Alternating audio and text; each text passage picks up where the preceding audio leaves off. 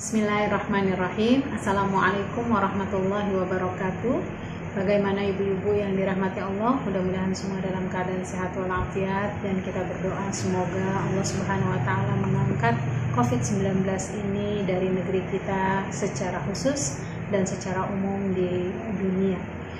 Ibu-ibu yang dirahmati Allah, kita akan coba lanjutkan pembahasan tafsir yang hari ini akan kita bahas surat Al-Maidah ayat 4 sampai ayat 26. Ya, monggo ibu-ibu bisa dilihat surah Quran terjemahnya. Mudah-mudahan dengan ada panduan ibu-ibu juga bisa membaca dengan lebih cermat. Kita mulai ya ibu-ibu ya. A'udzubillahi minasyaitonirrajim.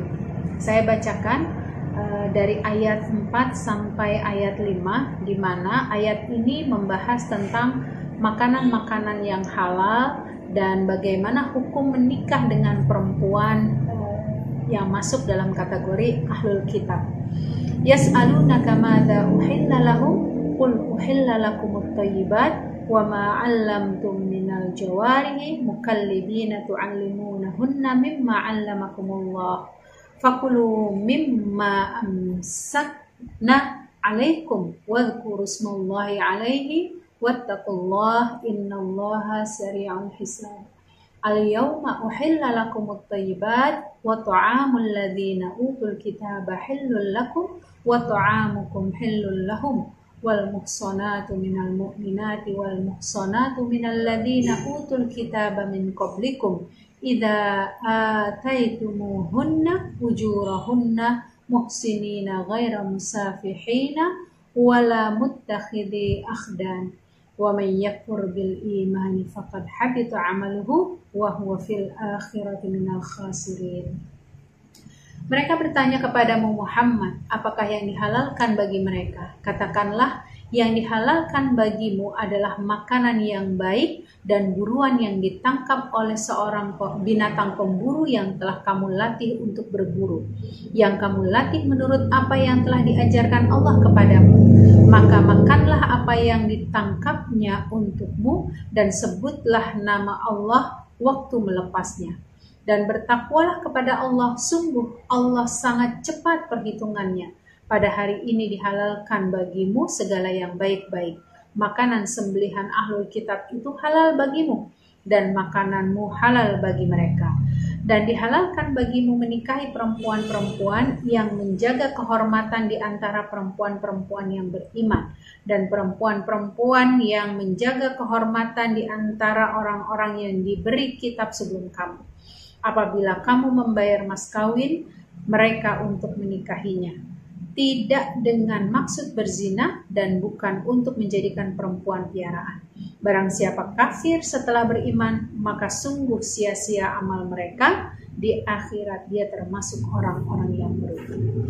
Ibu-ibu yang dirahmati Allah Subhanahu wa taala, ayat ini memberikan sebuah gambaran tentang bagaimana seorang muslim perlu memperhatikan kebiasaan mereka dalam memakan hal-hal yang dihalalkan oleh Allah Subhanahu wa taala, termasuk memakan hewan buruan ya dari hasil berburu. Karena di sini lebih dekatnya kepada kaitannya untuk memakan sesuatu dari hasil buruan.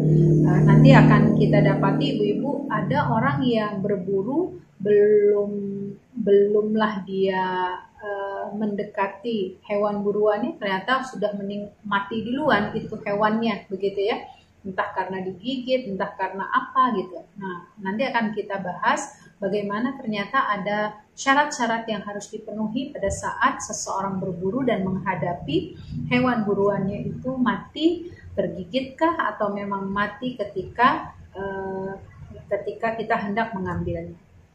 Nah, ibu-ibu yang dirahmati Allah Subhanahu wa taala, ayat ini sebenarnya turun ya dalam sebuah riwayat menyebutkan dari Adi bin Hatim At-Ta'i berkata, ada seorang laki-laki datang menemui Rasulullah SAW untuk bertanya tentang hasil buruan anjing. Ya, kita tahu bahwa anjing itu merupakan bagian hewan yang diharamkan untuk kita makan. Tapi ternyata anjing itu bisa dijadikan sebagai alat untuk berburu binatang-binatang yang halal. Ya, maka pada saat itu beliau pun belum bisa memberikan jawaban apa-apa ketika Adi bin Hatim ini bertanya kepada Rasulullah.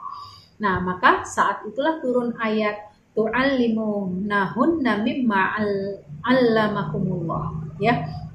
Maka di sini disebutkan pada saat yang bersamaan muncul hukum yang membolehkan seseorang berburu ya dengan anjing sebagai bentuk peliharaan selama hewan itu sudah terlatih dengan baik.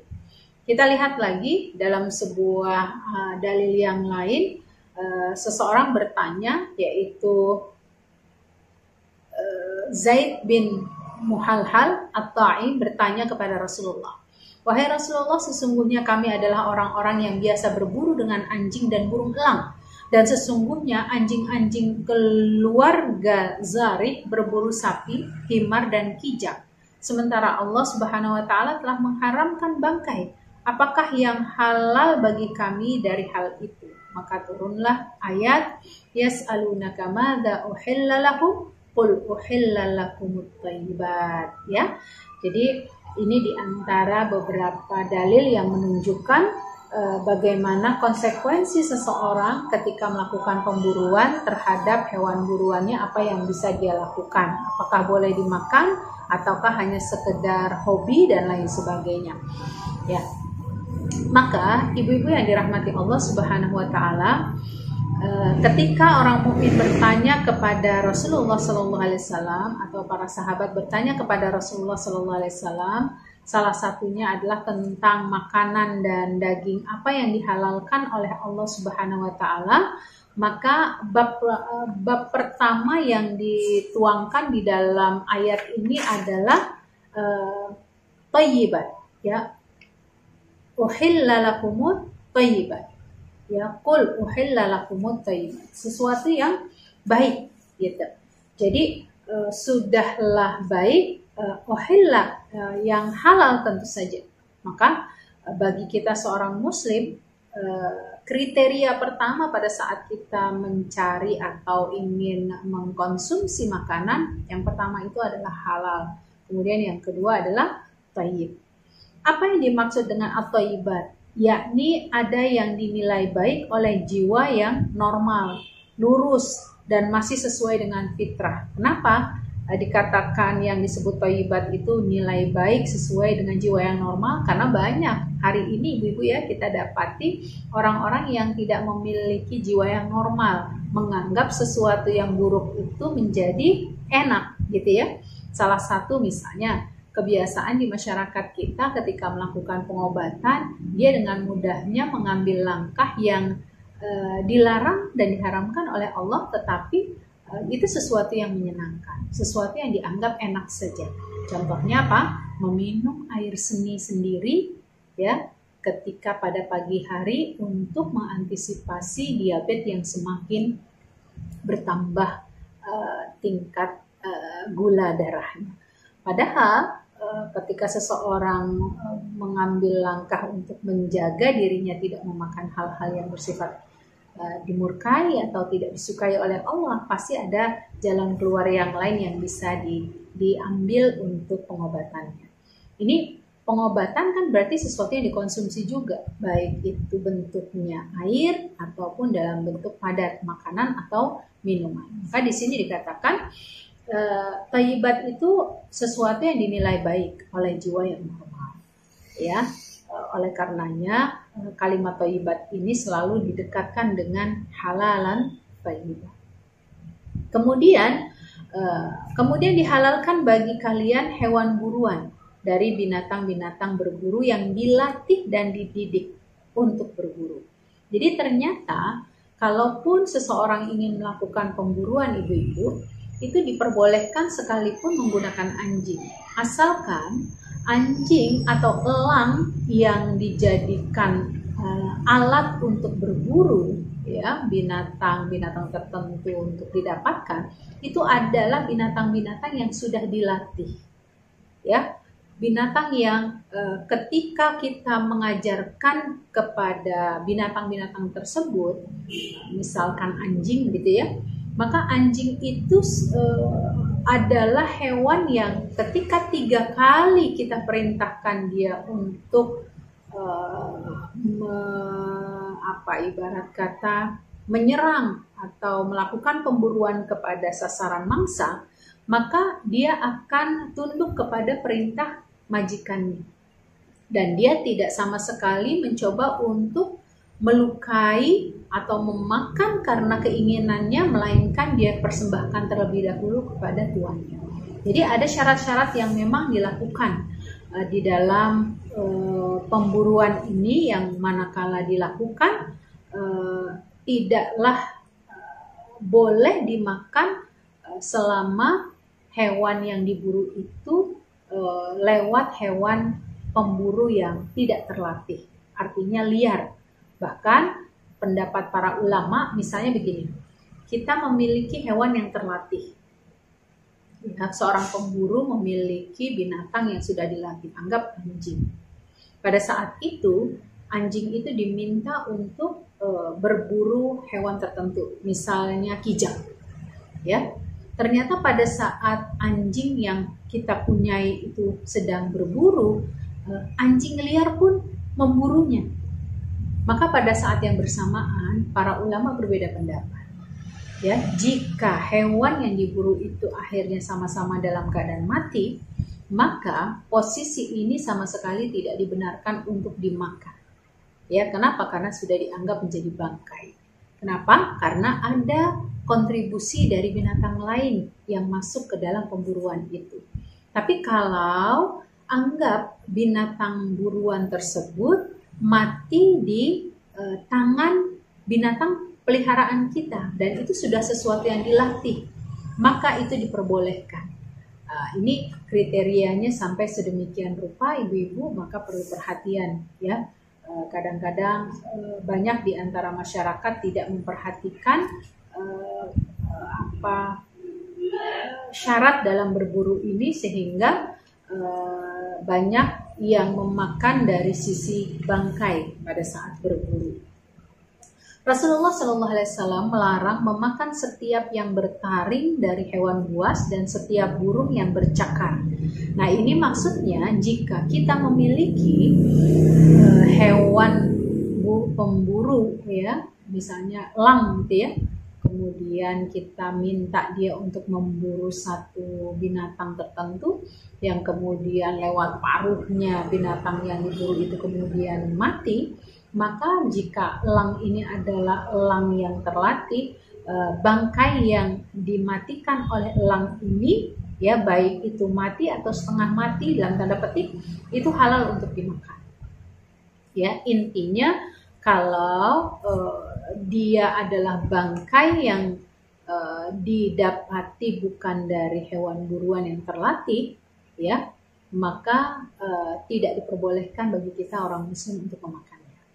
Wallahu a'lam. Ya, jadi ini sedikit banyaknya saya sampaikan terkait dengan berburu, termasuk makanannya. Sehingga di sini dikatakan, apabila tidak ada nas yang menjelaskan hukumnya secara umum, bisa dikelompokkan menjadi 2 macam.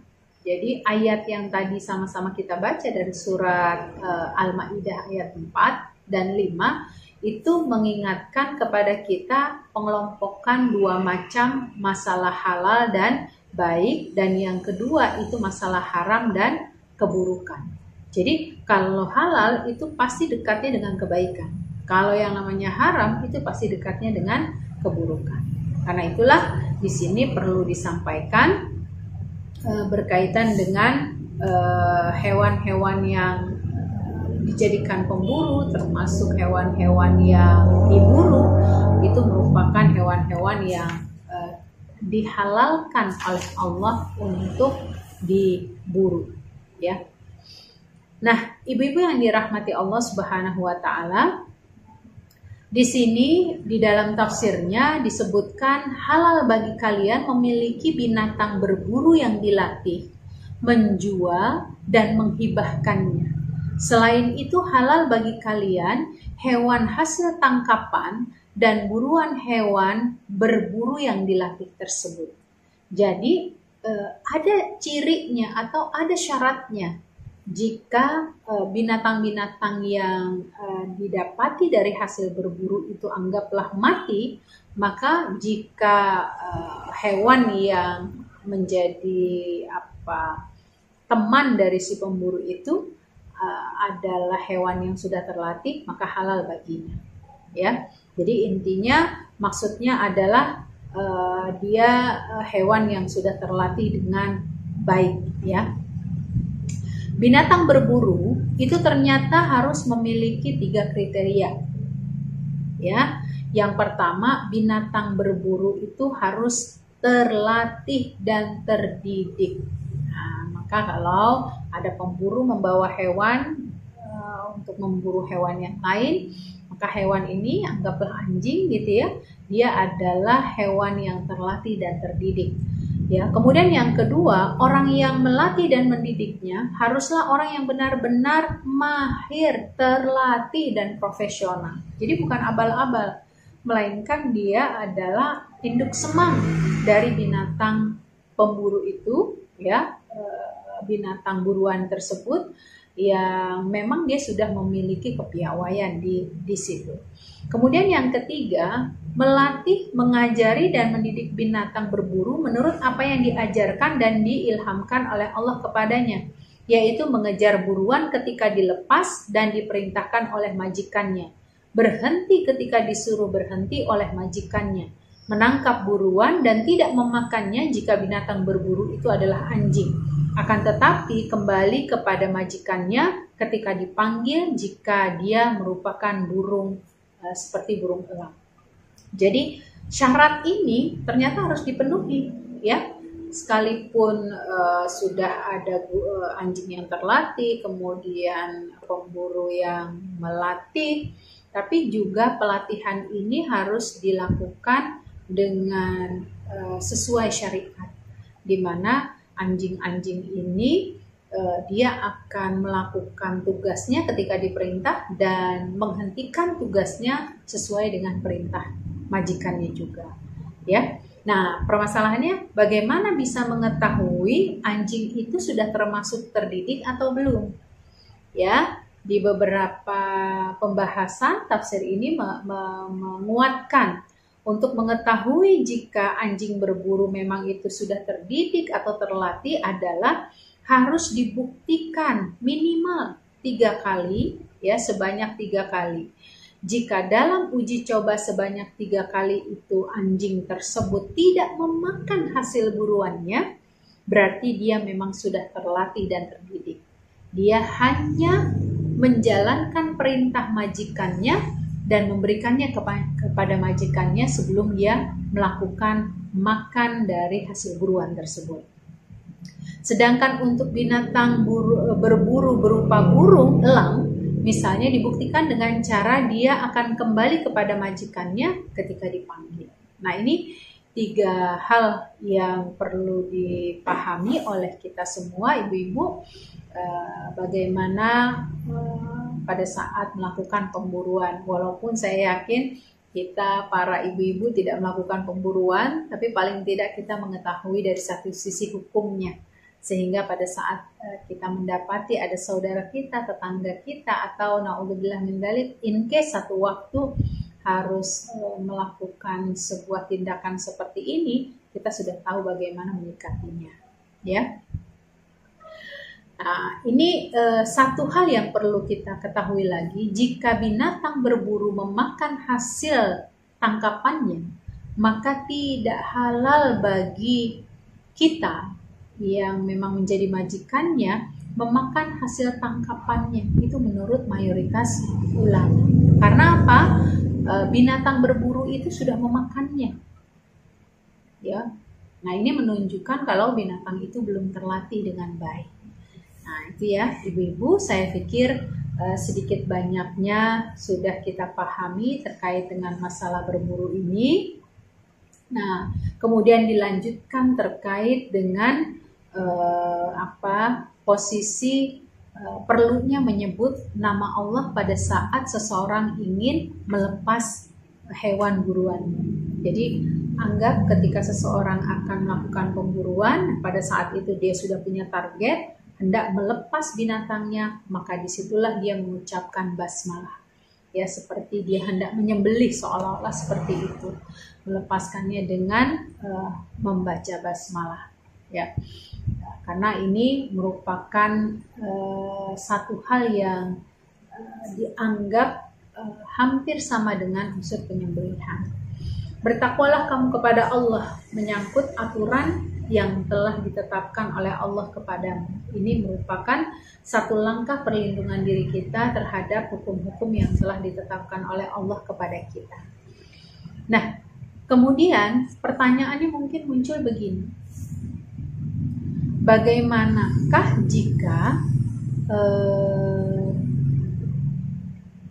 orang Muslim melakukan pemburuan, binatangnya sudah oke, semuanya sudah oke, kemudian yang makan ahlul kitab? Bolehkah apa yang kita buru dari orang beriman kemudian dimakan oleh ahlul kitab? Nah, di sini para ulama menyebutkan boleh.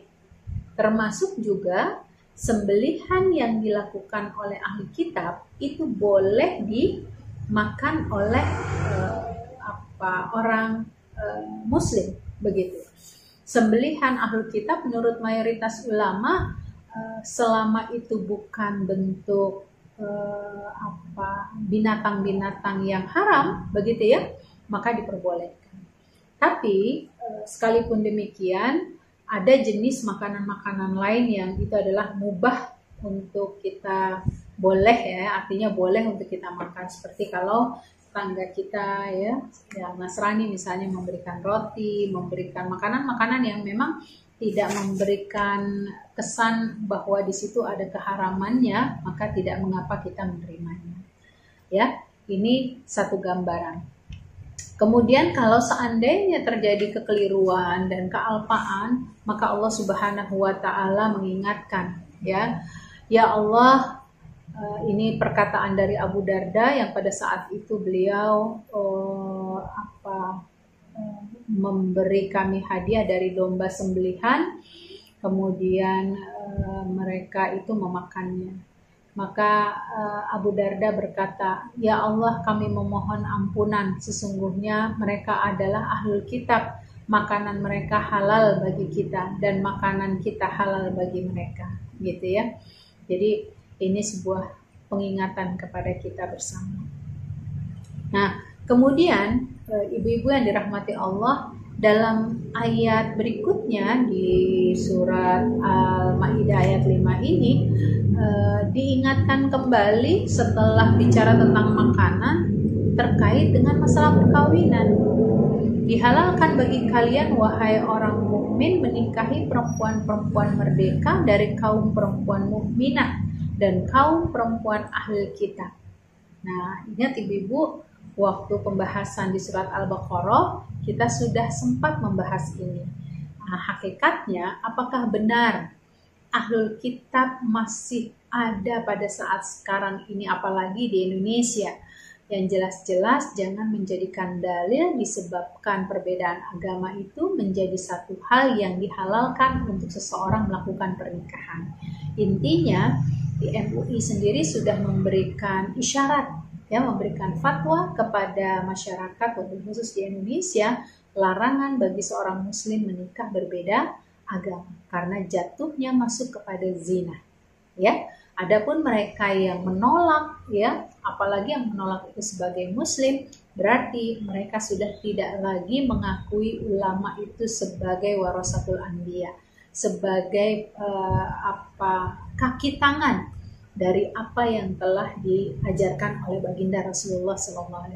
Maka berhati-hati ibu-ibu, kita juga berdoa semoga anak keturunan kita dijauhkan dari pemahaman-pemahaman berdasarkan hanya cinta semata, tetapi bagaimana mereka berpegang teguh kepada satu akidah pada saat pernikahan itu diberlakukan.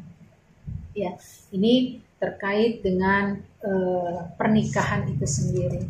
Ya, makanya di sini digambarkan bolehnya seorang laki-laki ahlul kitab, seorang laki-laki muslim menikahi wanita ahlul kitab, karena memang peran laki-laki itu dianggap bisa mempengaruhi perempuan tersebut.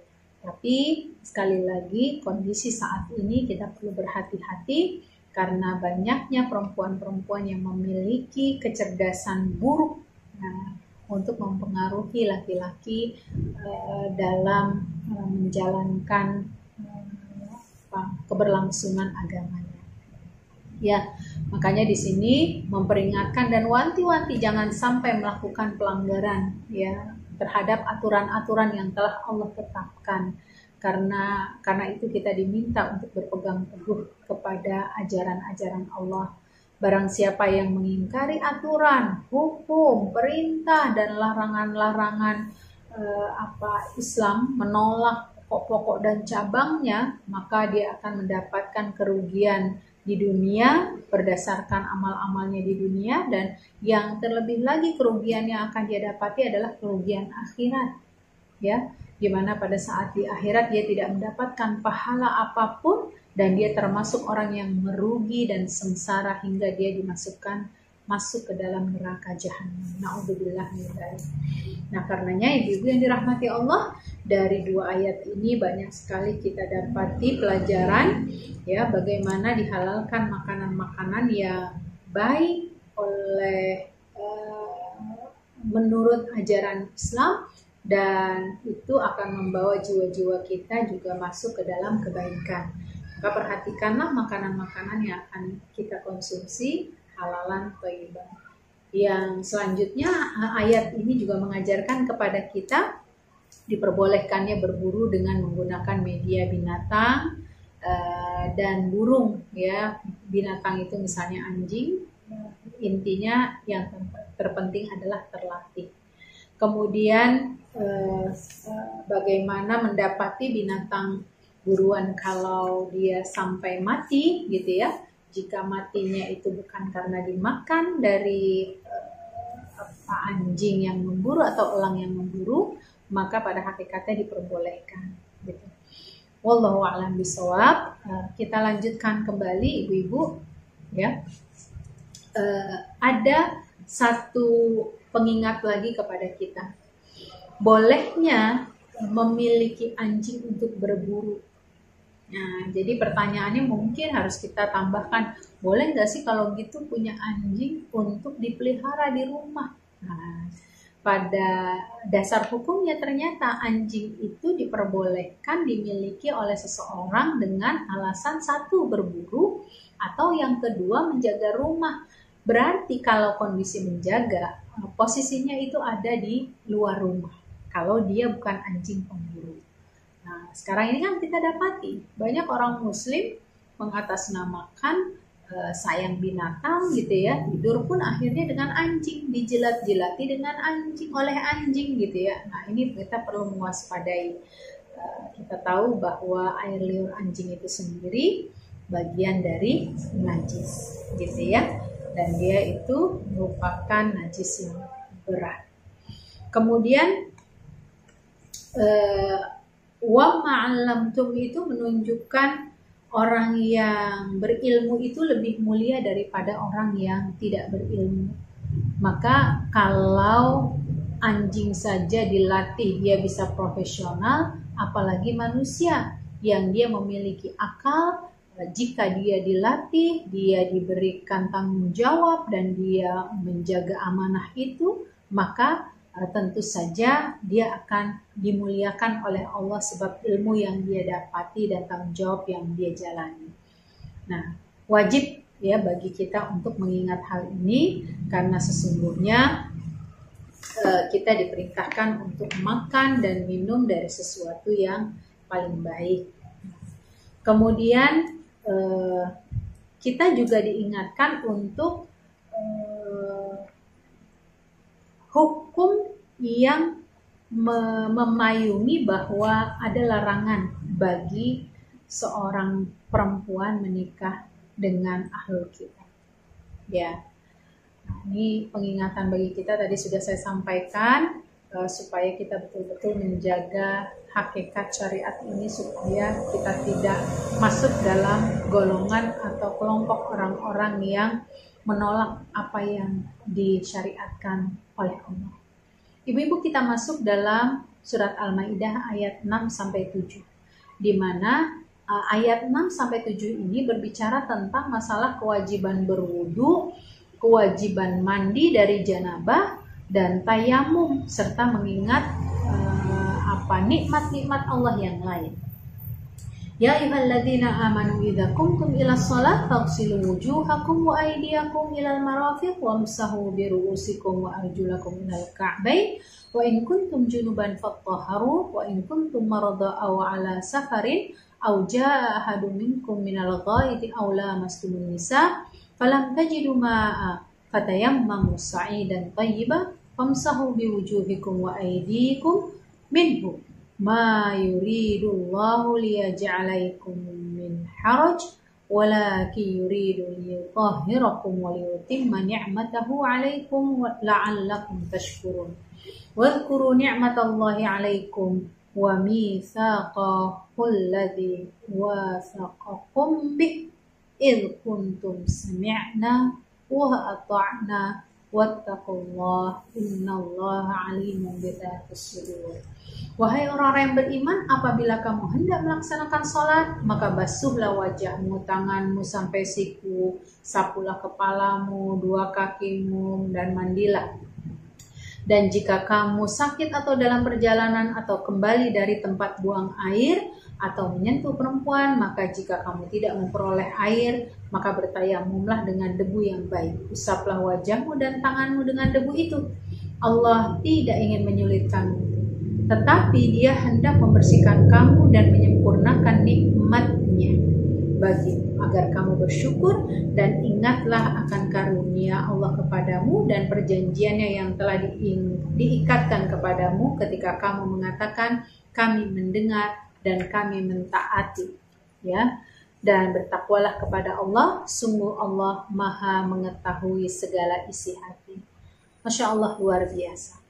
Nah, ibu-ibu yang dirahmati Allah, ayat ini turun ketika ada kisah Aisyah, ya, Aisyah di mana istri Rasulullah SAW ketika beliau itu hendak ikut, ya, berperang bersama Rasulullah, ya, jadi ikut berperangnya istri-istri Rasulullah itu biasanya bergiliran. Nah, sekali waktu beberapa kali terjadi hal yang sama. Kalung Aisyah itu sempat hilang, gitu ya, ketika dalam satu kisah, dan ini dikisahkan di hadis Ifki. Nah, pada saat itulah Abu Bakar mengatakan kepada Aisyah, ini cuma gara-gara kalung kamu nih, gitu ya. Jadi orang tertunda pulang, tapi untuk mencari, ya, mencari kalung kamu, begitu ya.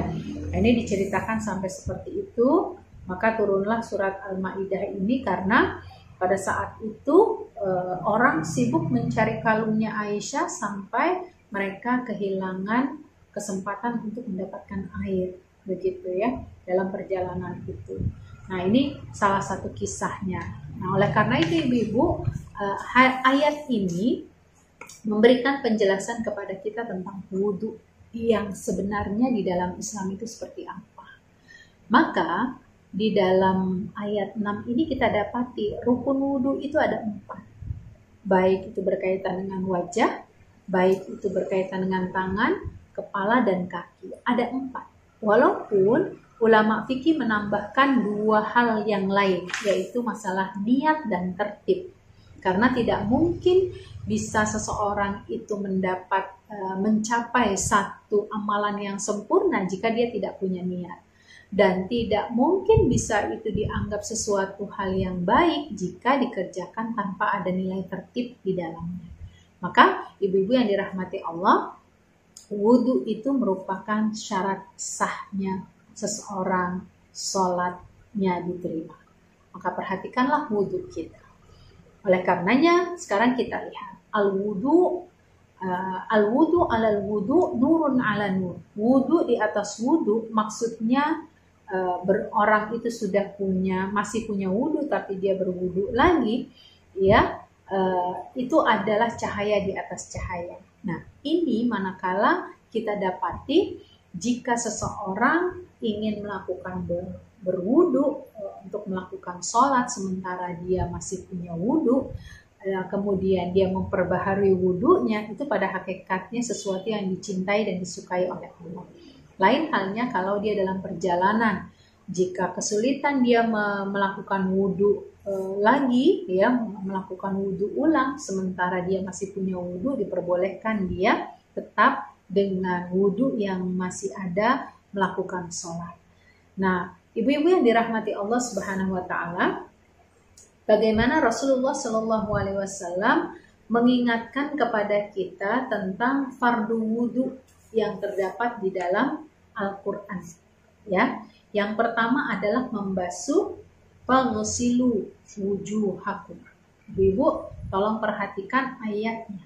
Di situ menyebutkan kalimat faghsilu. Nah, kenapa? Al-ghusl itu punya makna pembasuhan yang dimana air harus dialirkan. Ya, makanya kalau kita sedang berwudu, biasanya kita tampung air itu dengan tangan kita dan kita basuh muka kita hingga air itu mengalir. Itu yang disebut dengan al-ghusl. Jadi ada aliran airnya di situ. Nah, mana saja batasan yang disebut muka? Muka itu bagian atas adalah ibu-ibu tumbuhnya anak rambut. Ya, bagian bawah itu di bawah dagu sedikit, ya, kemudian di samping kanan kiri ini ada pupil, ya. Pupil itu daging yang sedikit yang kecil lah, ya, yang berada di dekat telinga. Itu masih bagian dalam kategori muka.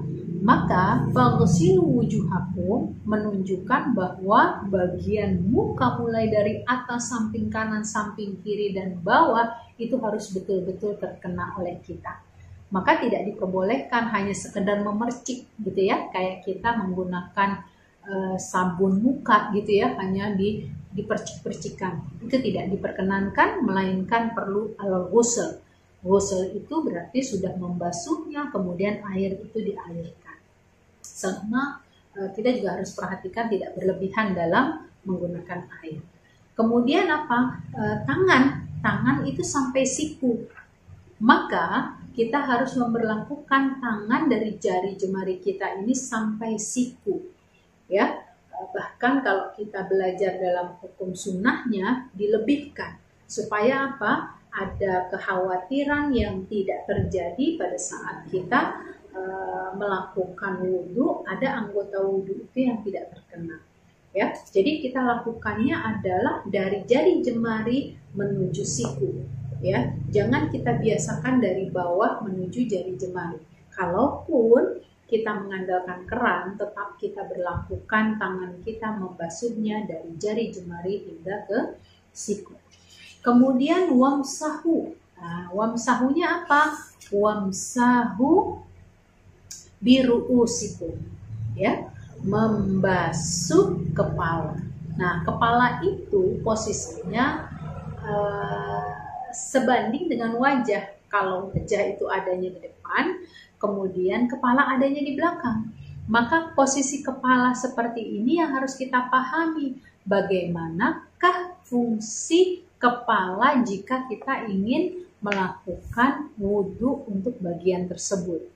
Oleh karenanya ibu-ibu, para ulama ada memberikan beberapa pandangan pendapat terkait dengan permasalahan kepala ini. Ada yang keseluruhan, ada yang sebagian besar, dan ada yang sebagian kecil. Hampir rata-rata kita menggunakan sebagian kecil.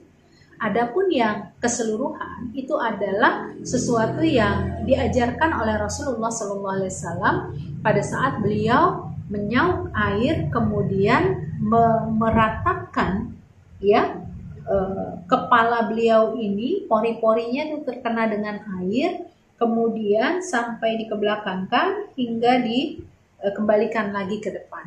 Itu secara sempurna dilakukan seluruh kepala terkena basuhan. Atau sebagian besar. Sebagian besar itu mungkin diperkirakan seperti kita memasukkan satu telapak, ya, satu telapak tangan kita. Jadi ada sebagian besar dari kepala kita yang terkena dengan basuhan. Nah, ada lagi yang kira-kira sebagian kecil. Sebagian kecil itu ya paling tidak 1 atau 3 ruas jari kita ini menyentuh kepala, ya, menyentuh pori-pori kepala kita. Nah, karena itu ini yang perlu kita ingat, ya, bagaimana berwudu yang baik dan benar dalam pandangan Islam, sehingga ibu-ibu pada saat kita berhadapan dengan kondisi yang tidak memungkinkan kita berwudu, maka kita bisa melakukan wudu dengan optimal dengan mengambil yang rukun. Yang rukun itu hanya 4 tadi, ya. Adapun kumur-kumur, adapun membasuh telinga, adapun membasuh jari jemari itu adalah bagian dari yang sunnah. Termasuk bagian yang sunnah itu adalah 3 kali. Ya, sekali lagi ibu-ibu, kita manfaatkan momentum rukhsah ini jika kita terdapat kesulitan di dalam perjalanan, maka kita bisa lakukan hanya 1 kali yang rukun tadi, ya.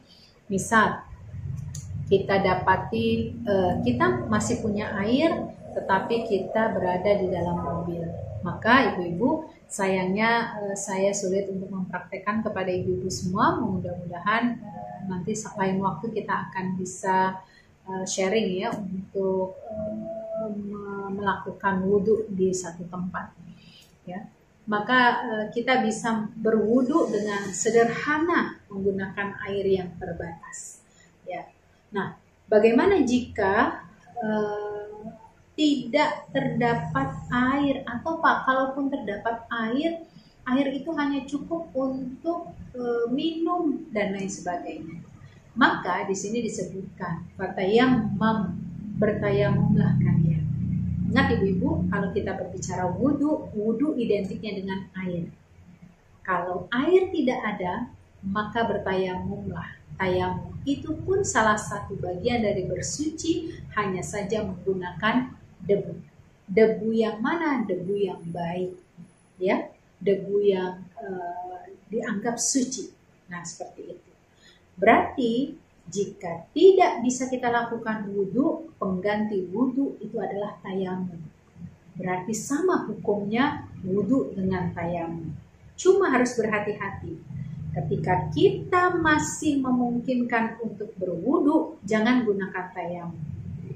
Sekalipun kita bisa berwudhu, tetapi mendatangkan mudorot jika kita berwudhu, maka jangan berwudhu, melainkan langsung tayamum. Contohnya apa?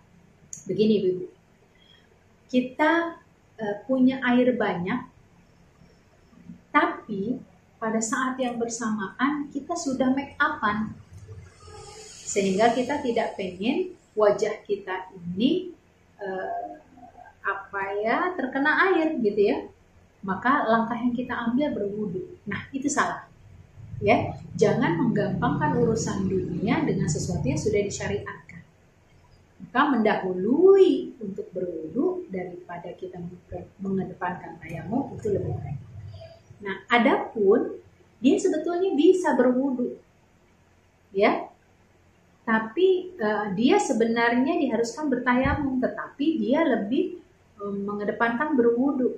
Nah, ini salah satu contoh kasus terhadap orang sakit. Orang yang sakit ketika dia terkena air makin menggigil, ini namanya wudhu justru mendatangkan mudorot baginya.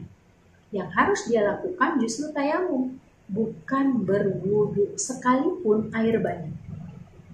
Atau, ya, di rumah mati air. Ada air 1 ember, tapi digunakan untuk buang air, buat masak, gitu ya. Maka saat yang bersamaan boleh digunakan tayamum. karena memang tidak didapati air. Ini pembahasan fikih akan panjang ya, karena di dalamnya terdapat perbedaan para ulama berkaitan dengan itu. Nah, itu berkaitan dengan kepala. Kemudian ibu-ibu yang keempat itu ada berbicara tentang membasuh kaki. Ya, membasuh kaki. Membasuh kaki itu berawal dari jari jemari kaki menuju arah betis. Dan minimalnya kita harus menyampaikannya kepada tulang yang menonjol di bagian kaki, ya. Kalau tangan ini ya di sini, gitu ya, tulang yang menonjol. Kalau di kaki itu ada tulang yang menonjol, ibu, yang dari mulai tumit ke atas itu ada tulang menonjol, mata kaki, ya. Kita menyebutnya mata kaki. Nah, itu harus dipastikan terkena dengan air. Nah, yang sering saya dapati adalah banyak di antara masyarakat yang menggunakan kaos kaki untuk dibasuh.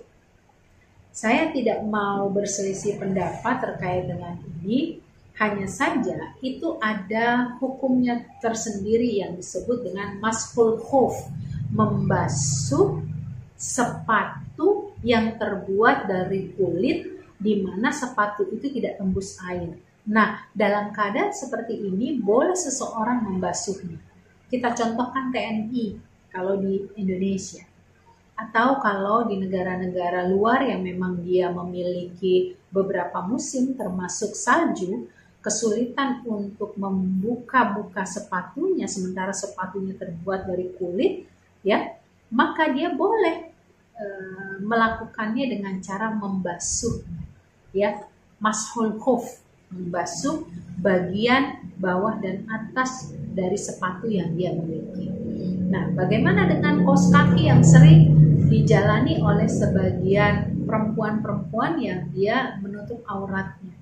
Ya, kalau saya sendiri melihatnya itu tidak atau bukan merupakan bagian mashul khuf, ya, bukan sesuatu yang boleh kita basuh. Karena apa? Dia masih tembus air, ya, masih dalam kategori tembus air. Itulah kenapa ibarat kata sesuatu ini perlu kita perhatikan, ya. Kemudian ibu-ibu, wudhu itu bisa menjadi batal jika apa? Jika ada keluar dari salah satu lubang, ya, baik itu BAB, BAK, buang angin, atau haid, atau nifas, gitu ya. Prinsipnya itu adalah sesuatu yang keluar dari dua lubang yang dimiliki oleh seseorang, maka itu membatalkan. Kemudian juga banyak hal-hal yang diajarkan terkait dengan pembelajaran fikih ini yang membatalkan wudhu itu sendiri. Persentuhan bagi yang bukan mahram. Bagaimana kalau dengan suami sendiri? Suami kita itu adalah mahram. Walaupun pada hukumnya adalah mahram sementara karena ikatan perkawinan, tapi selama ada ikatan perkawinan itu maka dia menjadi mahram bagi kita. Tidak ada alasan kita batal kepadanya kecuali ada nafsu pada saat kita bersentuhan dengan itu, ya. Nah, kemudian ayat ini berbicara tentang kewajiban mandi. Nah, kewajiban mandi, bagaimana seseorang melakukan mandi junub, ya, mandi setelah dia melakukan hubungan badan suami istri. Nah, di sini digambarkan bahwa seseorang itu pada saat dia sudah melakukan janabah atau hubungan badan suami istri, maka dia perlu melakukan mandi, ya. Nah, di sini disebutkan sebab janabah itu ada dua. Yang pertama keluarnya mani, atau yang kedua bertemunya dua khitan, ya.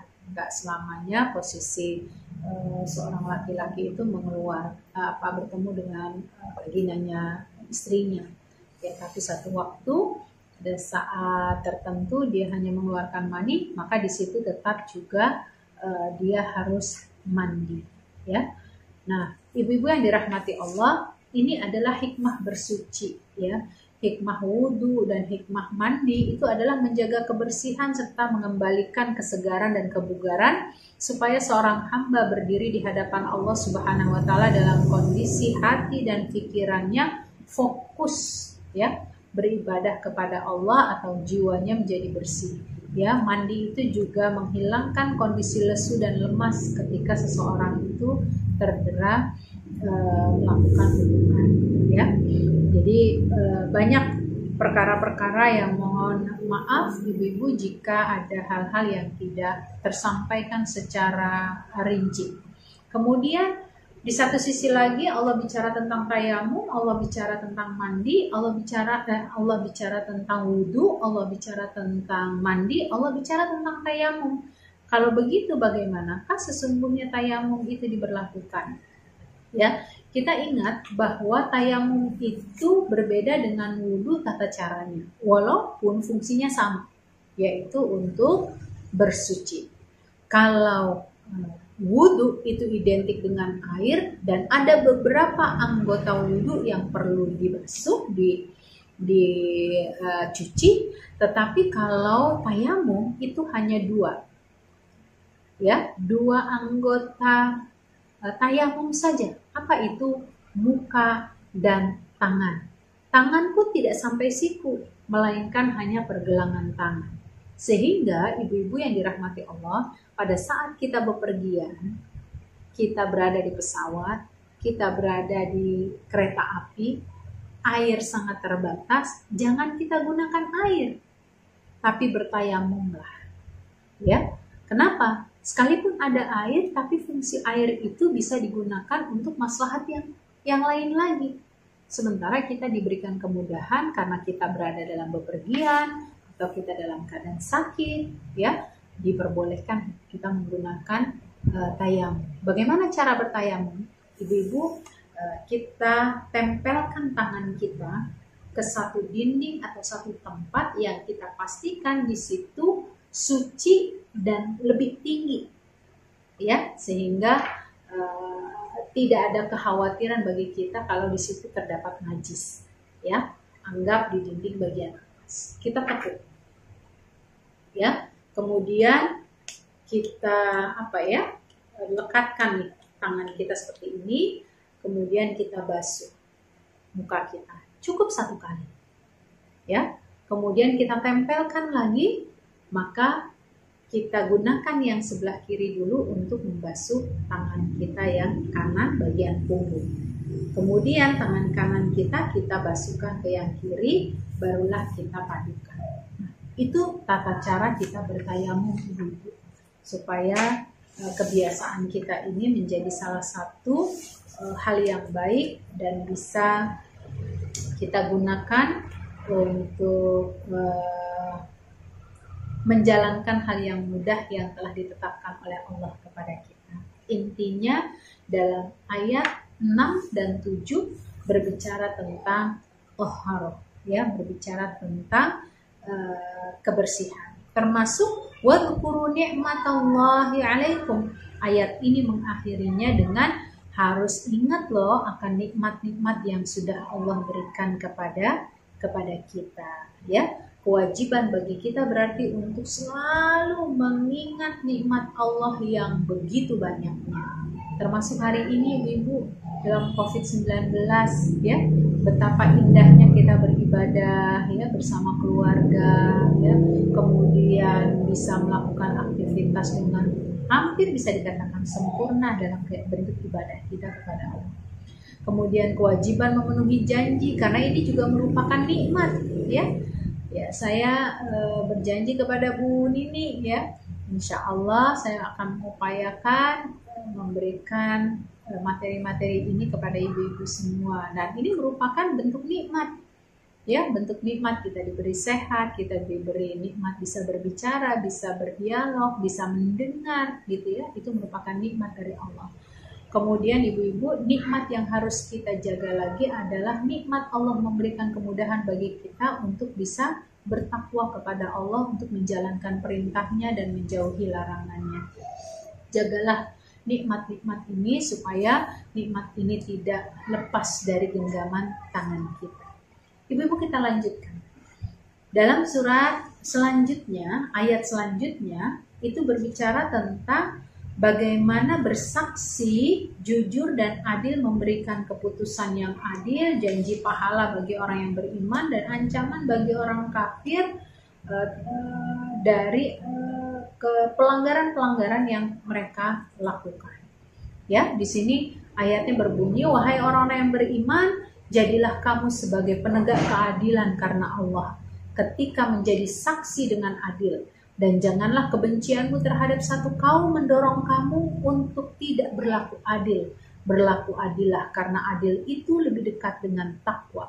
Dan bertakwalah kepada Allah, sungguh Allah menjanjikan kepada orang-orang yang beriman dan beramal soleh bahwa mereka akan mendapatkan ampunan dan pahala yang besar. Adapun orang kafir yang mendustakan ayat-ayat kami, mereka itulah penghuni neraka. Wahai orang-orang yang beriman, ingatlah nikmat Allah yang diberikan kepadamu ketika suatu kaum bermaksud hendak menyerangmu dengan tangannya. Lalu Allah menahan tangan mereka darimu, dan bertakwalah kepada Allah, dan hanya kepadanya lah hendaknya orang-orang beriman itu bertawakal. Nah, ibu-ibu, ayat 8 ini sebab turunnya ada keterangan bahwa kisah tentang Yahudi Bani Nadir tatkala mereka berkonspirasi untuk membinasakan Rasulullah SAW, lalu Allah mewahyukan kepada beliau tentang rencana dan konspirasi mereka tersebut, sehingga akhirnya beliau pun selamat dari tipu muslihat tersebut. Dan Rasulullah SAW menyuruh mereka untuk pergi dari sekitar Madinah, namun mereka menolak dan memilih untuk bertahan dan berlindung di balik benteng-benteng perlindungan mereka.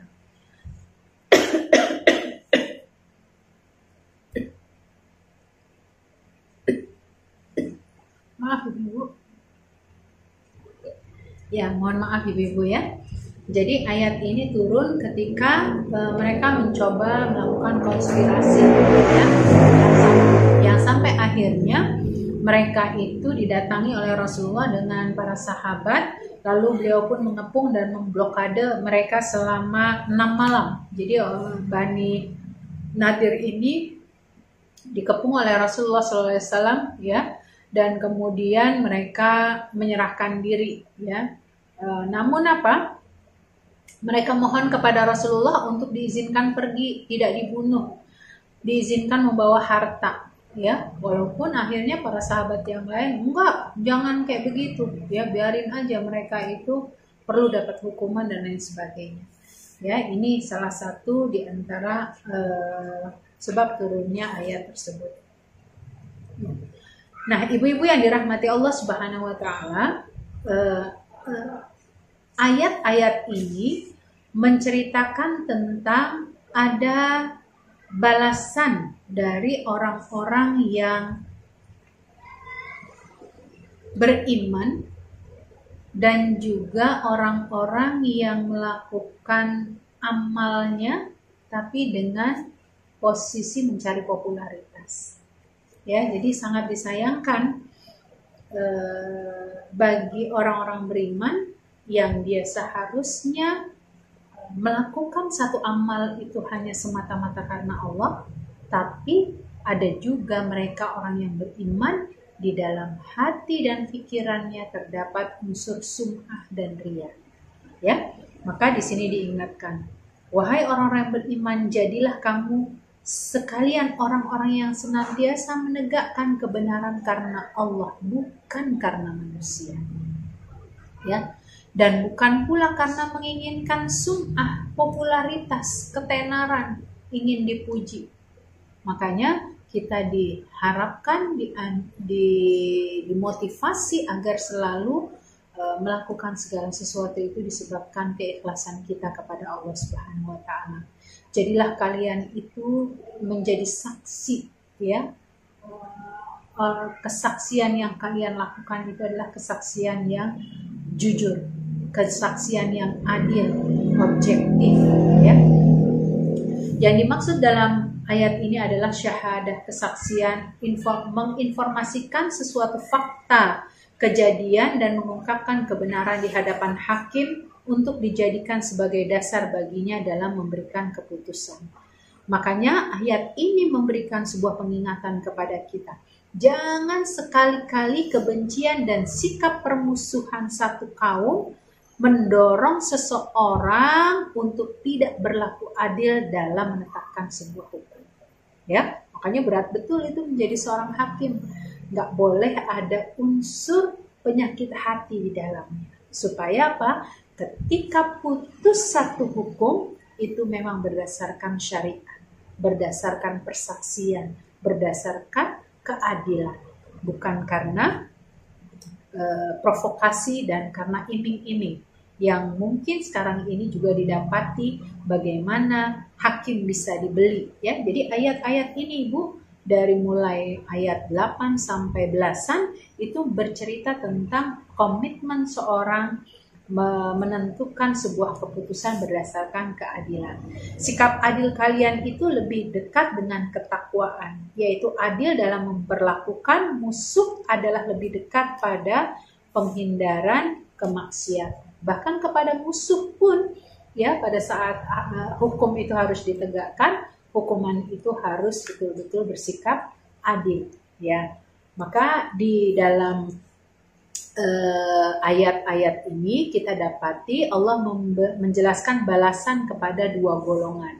Yang pertama adalah golongan orang-orang yang beriman yang ketika mereka mengerjakan amal soleh ya, mereka itu akan mendapatkan kebaikan, bukan hanya untuk kebaikan mereka tapi juga terhadap kesolehan itu dia lakukan kepada orang lain, pasti mereka akan mendapatkan kebaikan di sisi Allah. Balasan mereka itu adalah pengampunan dosa-dosa dari Allah kepada mereka, ya ini dosa-dosa yang ditutupi dan dosa-dosa yang paling besar, pahala yang paling besar itu adalah ketika Allah berikan kepada mereka surga yang tempatnya paling indah disebabkan amal-amal soleh yang mereka kerjakan. Yang kedua, golongan orang-orang kafir yang mereka tidak beriman kepada Allah ya. Maka tempat mereka tentu saja di neraka raksasa yang di mana tempat mereka itu akan abadi ya, kekal selama-lamanya. Itulah ibu-ibu yang dirahmati Allah Subhanahu wa taala, bagaimana ayat ini memberikan pengingatan kepada kita bahwa setiap muslim berkewajiban melaksanakan semua kewajiban yang telah ditetapkan oleh Allah kepadanya. Kemudian berlaku efektif keputusan hukum sebagai salah satu upaya kita dalam menerapkan hukum-hukum yang telah ditetapkan oleh Allah sekalipun itu berhadapan dengan musuh. Kemudian yang ketiga, kewajiban memberikan persaksian yang jujur ya. Makanya berhati-hati terhadap apapun yang dibebankan kepada kita dalam diminta persaksian. Ingat bahwa persaksian itu akan dihisab di yaumil qiyamah. Kemudian berkewajiban bersikap adil ya. Kemudian kita juga diminta untuk menghargai jasa, bagaimana cara berterima kasih kepada orang, keharusan mengingat nikmat Allah dengan bantuan orang lain, dan itu semua sebagai ungkapan rasa syukur kita kepada Allah ya. Dan terakhir ayat-ayat ini menceritakan tentang bagaimana kita selalu bersyukur ya terhadap apa yang sudah Allah berikan kepada kita, karena kita tahu bahwa orang yang bersyukur, ganjaran orang yang beriman dan dia mengerjakan amal-amal soleh itu pasti akan diberikan hal yang baik, baik di dunia maupun di akhirat. Nah, ibu-ibu, tanpa mengurangi rasa hormat, kita akan lanjutkan kembali bahwa ayat selanjutnya berbicara tentang bagaimana tindakan kaum Yahudi dan Nasrani yang selalu mencoba melanggar perjanjian dan merusak kesepakatan yang sudah ada. Nah, ini maka di dalam kisah-kisahnya insya Allah tidak diragukan lagi ya ibu-ibu ya, sudah kita dapati beberapa kejadian di masa sebelum Rasulullah SAW, bahkan yang lebih sering kita dengar itu kisah-kisah pada Nabi Musa, di mana mereka selalu mencoba memutarbalikkan fakta dan selalu merasa paling benar dan selalu melanggar perjanjian. Ya, makanya salah satu di antara 3 golongan Yahudi yang tinggal di sekitar Madinah, mereka itu Bani Qainuqa, Bani Nadir, dan Bani Quraizoh. Ya, mereka itu adalah orang-orang yang dijadikan contoh di dalam Al-Quran. Mereka adalah orang-orang Yahudi atau kaum Yahudi yang selalu melanggar perjanjian. Ya, makanya nggak heran kalau hari ini kita dapati seperti apa yang dilakukan di Israel.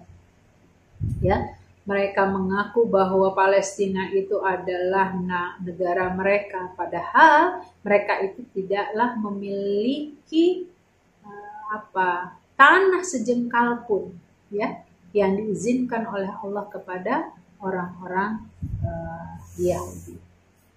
Nah, di sini ibu-ibu yang dirahmati Allah Subhanahu wa taala, bagaimana orang-orang Yahudi, orang-orang Nasrani itu orang yang mencoba untuk memutarbalikkan fakta dari sejarah, dari kebenaran, hingga seolah-olah yang benar menjadi salah dan yang salah menjadi benar. Ya. Kemudian lebih mengedepankan Rasulullah SAW juga memberikan gambaran kepada kita agar seorang muslim itu lebih mengedepankan sifat memaafkan dan lapang dada daripada membalas dendam, memerangi dan membunuh. Ya, jadi ini masya Allah luar biasa qudwah hasanah yang diajarkan oleh Rasulullah SAW kepada kita.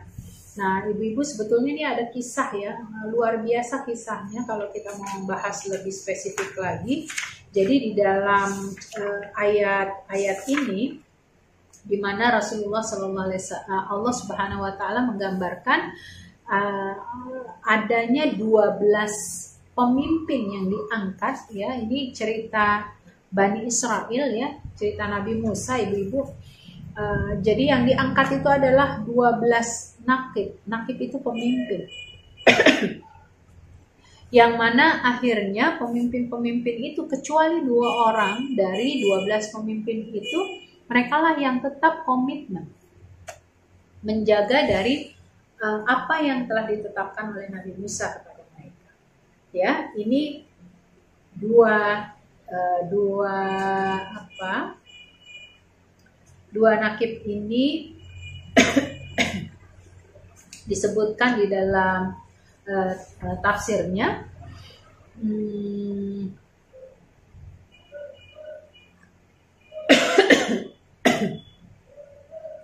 Menunjukkan tentang bolehnya mengangkat mata-mata, ya. Kemudian ayat ini juga menceritakan kepada kita sesungguhnya menegakkan sholat, menunaikan zakat, beriman kepada Allah dan Rasulnya, serta berinfak di jalan Allah menjadi sebab dihapuskannya kesalahan dan dosa-dosa dan dimasukkannya kita ke dalam surganya Allah. Ya, ibu-ibu, mari kita lanjutkan dari ayat 15 dan 16 dari surat Al-Maidah ini, di mana ayat ini menceritakan tentang ahlul kitab, umat Yahudi dan Nasrani, di mana mereka umat-umat yang tidak mempercayai dengan adanya Rasulullah SAW dan Al-Quran yang diturunkan oleh Allah Subhanahu Wa Taala. Ya, sampai diingatkan, wahai orang-orang ahlul kitab, sungguh benar-benar telah datang kepada kalian Rasul kami, yaitu Muhammad SAW. Nah, karenanya penyebutan Rasul dibarengi dengan 2 kriteria secara spesifikasi. Ya, ada yang pertama, beliau menjelaskan kepada mereka banyak dari isi Alkitab yang mereka sembunyikan. Ya, yang kedua, Rasulullah SAW membiarkan banyak informasi yang disembunyikan, yaitu banyak pula dari apa yang kalian sembunyikan tidak diungkap oleh Rasulullah. Padahal orang-orang Yahudi dan orang-orang Nasrani itu tahu kalau Islamlah agama yang benar. Dan Rasulullah SAW itu adalah khatamun nabiyyin dan pembawa akhir dari risalah. Tapi ya sekali lagi karena Allah telah menutup pintu hati pikiran mereka, maka mereka mencoba memutarbalikan fakta yang ada.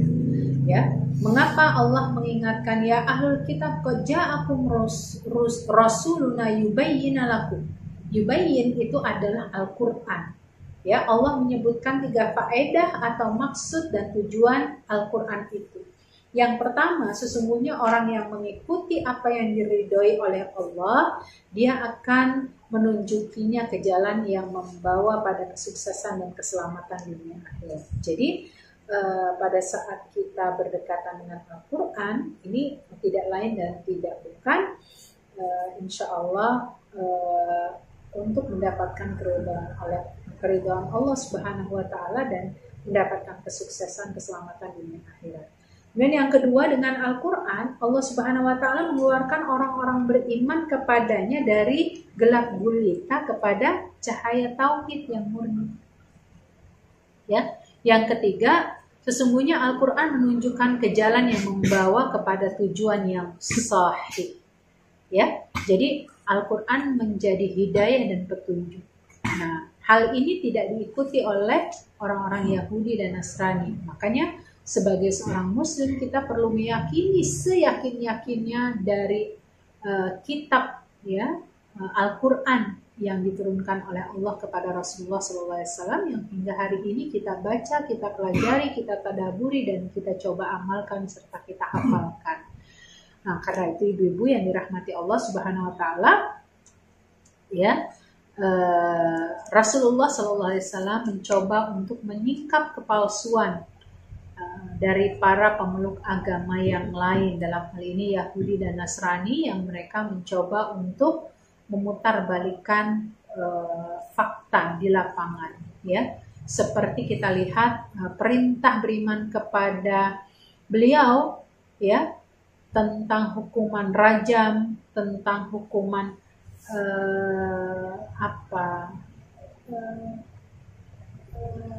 ashabus sabt, ya. Ashabus sabt itu kisah di mana orang Yahudi yang dilarang untuk mengambil mengambil ikan pada hari Sabtu, tapi justru itu terjadi pelonggaran dan Allah mengubah mereka dan menjadi kera. Ya, sebenarnya keterangan-keterangan ini sudah tercantum di kitab suci mereka. Tapi sekali lagi karena kesombongan mereka, karena kebodohan mereka, mereka melanggarnya. Ya, bahkan mereka mencoba mengganti, mengutak-ngatik hukum-hukum yang sudah mereka ketahui sebetulnya ada di dalam kitab suci mereka, tapi mereka mencoba meminta keringanan demi keringanan. Ya, ini ya banyak terjadi hal-hal seperti itu di kalangan kaum Yahudi dan Nasrani. Termasuk bantahan terhadap keyakinan dan doktrin-doktrin Yahudi ya dan Nasrani. Ibu-ibu, jadi kita dapati bahwa Allah Subhanahu wa Ta'ala pada hakikatnya mengingatkan kepada kita ya bahwa awalnya sekte Kristen yang dikenal dengan nama sekte Al-Yaqubiyah adalah sekte yang memiliki doktrin tentang ketuhanan Al-Masih. Kemudian doktrin ini yang terkenal ya akhirnya menyebar di antara 3 sekte Kristen yang terkenal itu, yaitu Kristen Katolik, Kristen Ortodoks, dan Kristen Protestan, yang lahir sejak 4 abad silam di tangan seorang pendeta reformis bernama Martin Luther, ya, yang membebaskan umat Kristiani dari berbagai bentuk tradisi, khurafat, dan mitos. Namun, aliran Kristen Protestan tersebar di kawasan Amerika, Inggris, dan Jerman. Akan tetapi, aliran Kristen Protestan tetap bertahan pada doktrin Trinitas dan menganggap bahwa orang yang mengesahkan Tuhan bukanlah seorang Kristen. Jadi mereka punya prinsip Trinitas, ya. Kemudian kelompok Kristen sekarang ini yang kita dapat lihat, semua mengatakan bahwa Allah adalah Al-Masih putra Maryam, dan Al-Masih itu adalah Allah, ya. Jadi 3 jadi 1, 1 jadi 3, seolah-olah seperti itu. Dan banyak juga hal-hal yang bisa kita ketahui, kelemahan-kelemahan dari agama lain berkaitan dengan Trinitas ini. Allah Subhanahu wa Ta'ala memperkuat dan membekali Nabi Musa, tentu saja kalau berhadapan dengan orang-orang Yahudi, ya, dengan cara mengeluarkan cahaya putih, ya. Sihir merupakan hal yang tersebar luas pada masa Nabi Musa, ya. Kemudian Allah juga memperkuat dan membekali Nabi Isa itu dengan mukjizat berupa kemampuan menyembuhkan penyakit kebutaan sejak lahir, kusta, dan menghidupkan kembali orang mati, karena dunia medis sedang mengalami masa-masa kemajuan pada saat itu. Kemudian Allah memperkuat dan membekali Rasulullah SAW dengan mukjizat seperti terbelahnya bulan. Mukjizat abadi Rasulullah SAW adalah Al-Quran. Jadi di tafsir ayat ini menjelaskan tentang bagaimana Allah mengutus para rasul-rasul ini juga dengan berbagai mukjizat yang diturunkan. Lagi-lagi orang Yahudi, orang Nasrani tidak mempercayai tentang hal itu. Maka wajar kalau hari ini kita dapati orang-orang yang tidak beriman kepada Islam, tidak beriman kepada Allah dan Rasulnya, tidak akan pernah mempercayai. Sekalipun demikian, kita dapati juga orang-orang Islam yang kurang mempercayai dengan agamanya sendiri, ya. Padahal sudah jelas dan sudah nyata bagaimana Allah memberikan ketetapan dari masing-masing Rasul yang diutusnya. Wabil khusus bagi kita umat Islam adalah Rasulullah SAW, dengan secara mutlak Allah mengutus Rasulullah SAW untuk mengubah, ya, rahmatan lil alamin, sebagai rahmat alam semesta ini. Masya Allah ibu-ibu, ya, kalau kita baca dalam tafsir dari surat ini, kita dapati itu rentang waktu masing-masing para nabi itu jaraknya cukup berjauhan. Tapi sekali lagi, semua rasul-rasul yang diutus itu semata-mata untuk mengesahkan Allah Subhanahu wa Ta'ala, ya. Waktu antara periode Nabi Adam dengan Nabi Nuh itu adalah 10 abad. 10 abad. 1 abad 100 tahun. Jadi 10 abad, ya kita kalikan. Antara Nabi Nuh dengan Nabi Ibrahim 10 abad. Antara Nabi Ibrahim dengan Nabi Musa 10 abad. Antara Nabi Musa dengan Nabi Isa 1700 tahun. Ya. 1700 tahun. Dan antara kelahiran Nabi Isa dengan periode Rasulullah SAW itu 569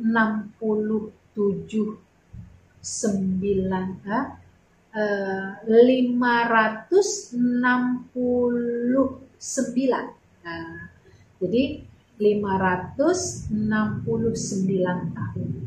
Masya Allah. Itu jarak, ya, yang dilewati oleh para anbiya kita, dan mereka adalah utusan-utusan yang telah ditetapkan oleh Allah Subhanahu wa Ta'ala, ya. Jadi sebagai pengingat bagi kita bersama. Kemudian ayat selanjutnya mengisahkan tentang Nabi Musa selalu mengingatkan kaumnya tentang nikmat Allah, serta menginstruksikan mereka untuk memasuki tanah suci, dan ternyata yang dilakukan adalah lagi-lagi penolakan. Jadi ibu-ibu yang dirahmati Allah, dari beberapa ayat ini kita akan temui banyak kisah-kisah Bani Israel. Hampir dari seluruh ayat-ayat dalam Al-Quran pasti di dalamnya akan ada terselip kisah Bani Israel. Karena kita dapati bagaimana perangai orang-orang Yahudi, ya, orang-orang Nasrani itu adalah walantar do'ankal Yahudi walan nasara hatta tattabi'a millatahum. Mereka akan mencoba mencari celah, menghalalkan yang haram, ya, mengharamkan yang halal, dan seterusnya, agar umat Islam itu terjauhkan, ya. Nah, dari sini kita akan temui satu kondisi bahwa Allah Subhanahu wa taala mengingatkan kepada Nabi Musa ya terkait dengan bagaimana Nabi Musa mengingatkan kepada kaumnya tentang nikmat-nikmat yang sudah Allah berikan kepadanya ya, kepada umatnya. Apa tiga bentuk nikmat yang diberikan oleh Allah kepada kaumnya Nabi Musa pada saat itu? Karena di sini Nabi Musa menyerukan kepada kaum, ya. Apa kata Nabi Musa? Wahai kaumku, ingatlah kamu, ya, tentang tiga hal nikmat, tiga bentuk nikmat yang diberikan kepadamu. Ingatlah kamu yang pertama tentang nikmat yang Allah berikan kepada kalian tatkala Dia mengutus sejumlah para nabi dari kalangan kalian.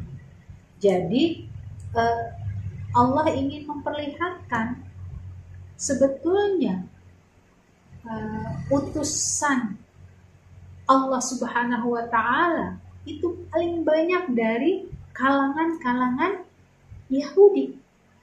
Ya, dari generasi Bani Israel, mohon maaf, dari Bani Israel. Gitu.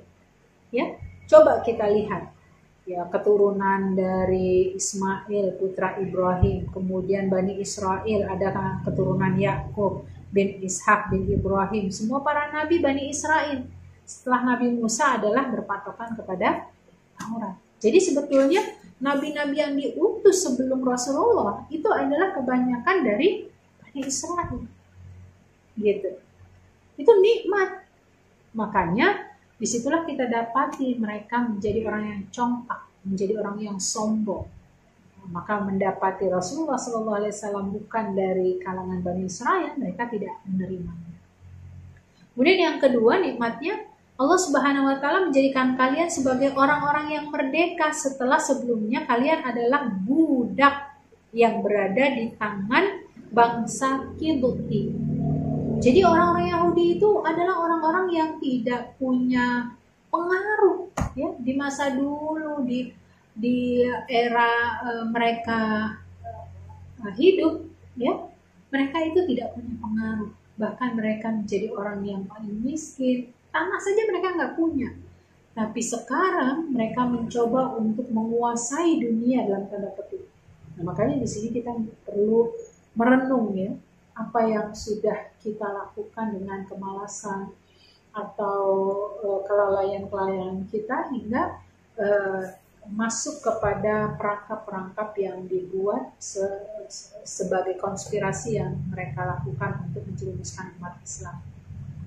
Kemudian yang ketiga, Allah memberikan mereka apa yang belum pernah diberikan kepadanya seorang pun dari umat-umat lain pada masa itu. Seperti terbelahnya lautan, ditenggelamkannya musuh, dinaunginya awan, penurunan manna dan salwa dan lain sebagainya. Ini Allah ingatkan betapa nikmat-nikmat yang Allah berikan kepada mereka itu lebih besar dari apa yang mereka bayangkan. Ya. Ibu-ibu yang dirahmati Allah, ini kisah-kisah ya yang tidak akan pernah habis tentu saja, di mana Allah Subhanahu wa taala mengajak Rasulullah memberikan sebuah gambaran kepada Rasulullah agar kita umatnya Rasulullah SAW mewaspadai apa-apa yang munculnya dari kalangan Yahudi, ya. Ibu-ibu yang dirahmati Allah, ini terkait dari ayat-ayat tersebut bisa kita ambil pelajaran yang sangat berharga dan mudah-mudahan ini bisa menjadi pelajaran buat kita bersama.